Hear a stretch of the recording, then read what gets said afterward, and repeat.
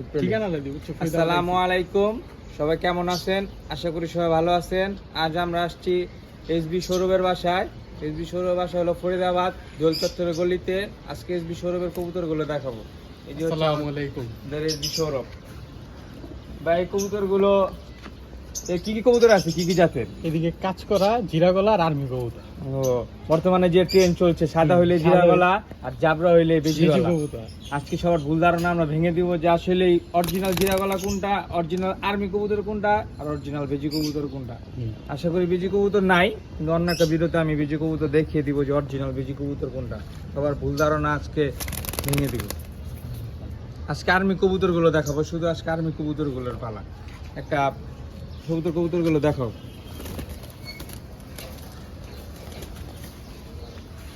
এটা আমার ঘরের ছাড়াছাড়ি করা উড়াল এরা কি 2023-24 সালে